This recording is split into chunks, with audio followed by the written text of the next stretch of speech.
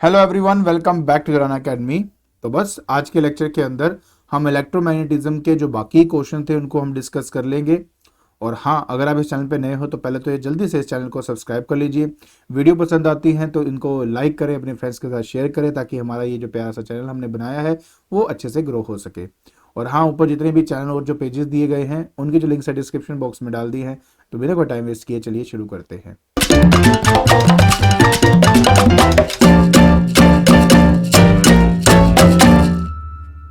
देखिए, शुरुआत करनी है हमने 2 मार्कर के क्वेश्चंस के साथ।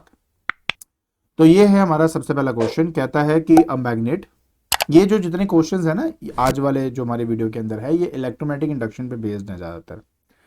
ओके, तो पहला कहता है कि a magnet kept at the centre of the two coil A and B, ये दोनों के बीच में रखा हुआ है, and is moved to and fro, ठीक है, to and fro as shown in the figure given below. The two galvanometer show deflection. State with a reason whether x greater than y or x less than y, where x and y are the magnitudes of deflection.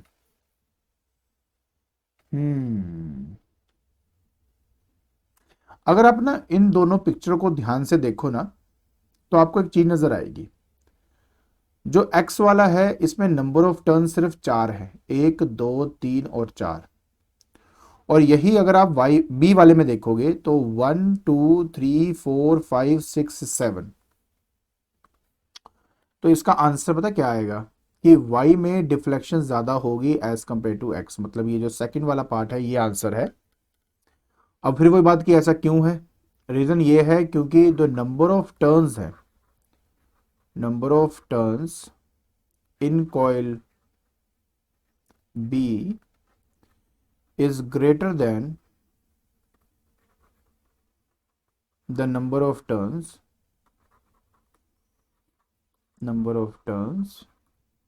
in coil A, ठीक है। जो B है ना उसमें number of turns आपके ज्यादा है as compare to A। इसी वजह से, सिर्फ इसी वजह से कह सकते हैं हम कि हमारा जो Y है मतलब उसमें डिफ्लेक्शन ज्यादा होगी as compare to that of the X। तो आई होप आपको ये क्वेश्चन समझ में आ गया होगा। चलिए अब बात करते हैं 2 की। State the energy change which take place when the magnet is moved inside a coil having galvanometer at it and name this phenomenon। देखिए, अगर कोई एनर्जी, देखो मैं पहले आपको बात क्लियर कर दूं ये हो क्या रहा है आपका। एंड जैसे मान लो ये मेरा गैल्वेनोमीटर है। अगर आप कोई भी एक मैग्नेट को किसी कॉइल की तरफ मूव करवाते हो तो फ्लक्स के चेंज होने की वजह से इसमें करंट इंड्यूस होता है। इस फिनोमिनन को इलेक्ट्रोमैग्नेटिक इंडक्शन कहते हैं। इलेक्ट्रोमैग्नेटिक इंडक्शन इसका नाम दिया गया है। पहली बात तो ये है। दूसरी बात ये है कि जब कोई भी नॉर्थ पोल किसी भी कॉइल की तरफ जाएगा, और मैं आपको सिंपल से बात बताया था कि लेंज लॉ ने एक्चुअली ये हमें बताया था कि जो भी करंट इसमें इंड्यूस होता है ये अपोज करे, और इंड्यूस इस तरीके से होगा कि ये अपोज करेगा कॉज ऑफ इट्स प्रोडक्शन को। अब डेफिनेशन के बजाय मैं आपको सिंपल तरीके से बात बताता हूं। जब कॉइल और मैग्नेट इन दोनों में से कोई भी एक दूसरे की तरफ आएंगे तो सेम पोलैरिटी होती है, और जब एक दूसरे से दूर जाते हैं तो ऑपोजिट पोलैरिटी होती है। तो अगर ये नॉर्थ पोल मान लो कॉइल की तरफ आ रहा है तो जानबूझ के यहां पे बनेगा नॉर्थ। अब ये नॉर्थ है, ये नॉर्थ है, तो ये दोनों एक दूसरे पे फोर्स ऑफ रिपल्शन लगाएंगे, फोर्स ऑफ रिपल्शन लगाएंगे। बट स्टिल आप इस मैग्नेट को मूव करवाते हो टुवर्ड्स द कॉइल। तो मतलब जब आप किसी चीज को मूव करवा रहे हो तो उस एनर्जी को मैकेनिकल एनर्जी कहा जाता है। तो मैकेनिकल एनर्जी जो है ये आप लगा रहे हो, और यही वो मैकेनिकल एनर्जी है जो इलेक्ट्रिक एनर्जी में कन्वर्ट हो रही है, जिसकी वजह से जो करंट है वो आपका इंड्यूस हो रहा है। So there is a conservation of energy where your mechanical energy in moving the magnet towards the coil changes to the electrical energy in the coil, जिसकी वजह से करंट आपका कॉन्स्टिट्यूट हो रहा है। आई होप आपको ये अच्छी तरह समझ में आ गया होगा चलिए अब हम बात करेंगे क्वेश्चन नंबर 3 की। कहता mention the two reason why a soft iron core is used within the coil of a moving coil galvanometer. Within the coil of moving coil galvanometer. अच्छा, ये जो पार्ट है ना, ये बेटा ये आपके सिलेबस का पार्ट नहीं है एक्चुअली में। जब हम एक गैल्वेनोमीटर बनाते हैं ना, तो उस गैल्वेनोमीटर के अंदर ना, नहीं ये आपका पार्ट नहीं है, इसको रहने दीजिए, क्योंकि एक्चुअली में, चलो मैं बता थोड़ा सा बता देता हूँ ताकि आपको समझ में आए कि एक्चुअली गैल्वेनोमीटर बनाने के लिए ना, हम पहले तो जो मैग्नेट्स लेते हैं ना, उसका स्ट्रक्चर कुछ इस तरीके से होता है आपका। ठीक है, ये गैल्वेनोमीटर के अंदर की बात कर रहा हूं मैं। गैल्वेनोमीटर जब हम बना रहे, उसके अंदर क्या है, उसके अंदर ना एक सॉफ्ट आयरन डाला जाता है। अब ये सॉफ्ट आयरन इसलिए डाला जाता है ताकि ये मैग्नेटिक फील्ड लाइंस को ना अपने थ्रू पास कर सके। और जब मैग्नेटिक फील्ड लाइन अपने थ्रू इसको पास करेगा ना, तो इससे क्या होता है कि फील्ड लाइन जब एक दूसरे के नजदीक आती हैं, तो जो स्ट्रेंथ है मैग्नेटिक फील्ड की वो बढ़ जाती है। और दूसरी बात ये कि वो जानबूझ के चाहेगा कि मैग्नेटिक फील्ड लाइन जब अंदर एंटर करे, तो वो मेरे सरफेस के साथ 90 डिग्री बना के एंटर करे। इस फील्ड को रेडियल मैग्नेटिक फील्ड कहते हैं। लेकिन ये आपके पार्ट, सिलेबस का पार्ट नहीं है, छोड़ दो, चलो इसको छोड़ देते हैं, अगला करते हैं फिफ्थ क्वेश्चन की अब अपना। कहता है the state the two factors, है ना, two factors on which the strength of the induced current depends. तो देखिए सबसे पहला जो फैक्टर है वो है the rate of change of magnetic flux का, मैग्नेटिक फ्लक्स। ठीक है, the rate of change of magnetic flux with in the coil, with in the coil. कितनी फास्ट और कितनी स्लो मैग्नेटिक फ्लक्स में चेंज आता है ना विद रिस्पेक्ट टू टाइम, वो मेरे स्ट्रेंथ ऑफ इंड्यूस्ड करंट को इफेक्ट करता है। और दूसरा number of turns of course, हमेशा जितने ज्यादा नंबर ऑफ टर्न्स होंगे उतना ज्यादा करंट आपका इंड्यूस होता है। क्लियर? ओके, नेक्स्ट कहता है कि when a solenoid that is carrying current is freely suspended it uses to rest along the particular direction, why does this happen. तो देखो ये तो बहुत सिंपल सा पार्ट है यार, कि एक सोलेनॉइड जो होता है जब उसमें से करंट पास करता है, so it behaves like a bar magnet. तो जिस तरह से आप बार मैग्नेट को फ्रीली सस्पेंड करते हो तो वो नॉर्थ साउथ डायरेक्शन में अलाइन होता है, उसी तरह अगर आप सोलेनॉइड को फ्रीली सस्पेंड करेंगे तो ये भी अपने आप को नॉर्थ साउथ डायरेक्शन में अलाइन कर लेगा। तो ये रहा इस क्वेश्चन का आंसर।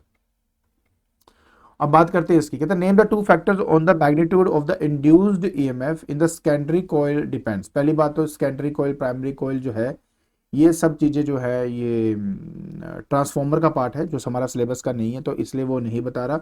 बट फिर भी अगर कोई फैक्टर्स अफेक्टिंग की बात करता है तो दो मैंने जब दिए थे, एक तो नंबर ऑफ टर्न्स और दूसरा the change in the rate of change of magnetic flux. ये दो इसके आप फैक्टर्स लिख सकते हो। अब सेकंड पार्ट में कहता है कि इन द फॉलोइंग डायग्राम, आपको एरो दिखाई दे रहा है कि कॉइल मेरा राइट साइड को जा रहा है। ठीक है, तो वो कह रहा है कि state in which direction the current flows A to B और बी टू ए। बहुत ही ज़्यादा सिंपल। सबसे पहली बात ये देखो कि जब ये कॉइल इधर नॉर्थ की तरफ जा रहा है तो जानबूझ के नॉर्थ बनेगा, बिकॉज मैं आपको बहुत क्लियरली ये बात बता चुका हूं कि जब भी करंट, जब भी कॉइल मैग्नेट की तरफ या मैग्नेट कॉइल की तरफ आता है तो सेम पोलैरिटी होती है, जब दूर जाते हैं तो ऑपोजिट पोलैरिटी होती है। नॉर्थ बनने का मतलब हुआ कि इसमें, इस कॉइल में जब मैं यहां से उसको देखूं तो एंटी क्लॉकवाइज करंट जाना चाहिए, और एंटी क्लॉकवाइज का मतलब है इस तरह से। तो मैंने लुक एट लाइक दिस, तो करंट आपका एंटी क्लॉकवाइज होना चाहिए, तो वो ऊपर से ऐसे ही इधर की तरफ आएगा। तो फाइनली ये आएगा बी टू ए, तो आपका आंसर है बी टू ए इसका। ठीक है, अब फिर इसमें पूछा जाता है कि आप किस मतलब इस कंक्लूजन पे आप कैसे आए हो, क्या रीजन है इस कंक्लूजन का। तो वो है लेंस लॉ। इसका जो लेंस लॉ है ना, इसकी वजह से हम इस कंक्लूजन में आए। फिर से देख लेते हैं। ये मेरा इधर की तरफ आ रहा है, नॉर्थ की तरफ, क्योंकि नॉर्थ की तरफ इसने नॉर्थ बनना ही है। नॉर्थ बनने के लिए इसका एंटी क्लॉकवाइज होना जरूरी है, तो मेरा बी टू ए इसका सही आंसर होगा। ठीक है, तो लेंस लॉ हमारा होगा। चलिए अब हम बात करते हैं 5 मार्क्स से क्वेश्चन की। अब ये वो क्वेश्चन है और ये आखिरी क्वेश्चन है इस वीडियो का भी।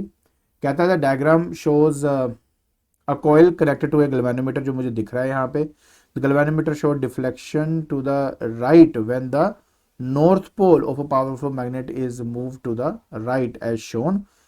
तो explain why the deflection occur in the galvanometer. तो देखो सिंपल सी बात मैं बता देता हूँ। पहली बात तो देखो इसमें ये है, तो when magnet reaches towards the coil then there will be change in magnetic flux,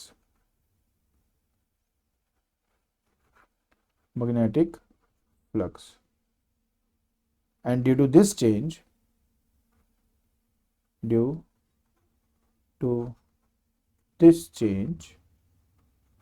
an EMF will be induced. और करंट विल इंड्यूस्ड। आप ऐसे लिख सकते हैं इसको, जो गैल्वेनोमीटर में डिफ्लेक्शन शो कर देता है। कहते हैं does the direction of the current in the coil appears clockwise और anti clockwise when viewed from A. देखो मैं आपको सिंपल सी बात बताया, तो लेंस लॉ का ध्यान रखें, नॉर्थ पोल इसकी तरफ आ रहा है तो मतलब ये दोनों एक दूसरे के नजदीक आ रहे हैं, नजदीक आते वक्त सेम पोलैरिटी होती है, मतलब यहाँ पे आएगा नॉर्थ पोल। और नॉर्थ पोल में हमेशा एंटी क्लॉकवाइज, जो एंटी क्लॉकवाइज जो है वो करंट आपका फ्लो करता है, तो एंटी क्लॉकवाइज आपका यहाँ पे आएगा। ठीक है, state the observation g when the coil is moved away from N.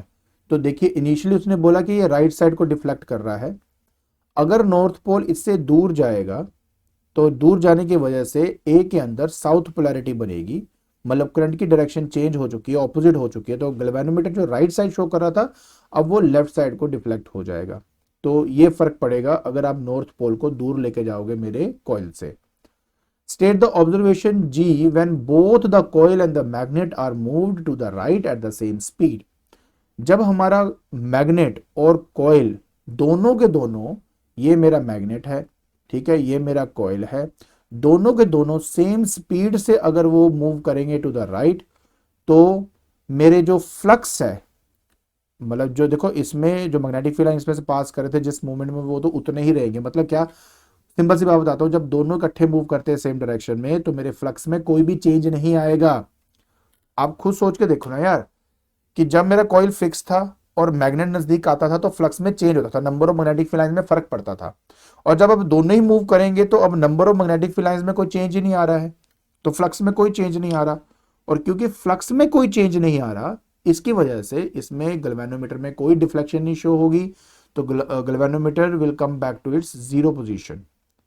ठीक है, जीरो पोजीशन मतलब नो डिफ्लेक्शन,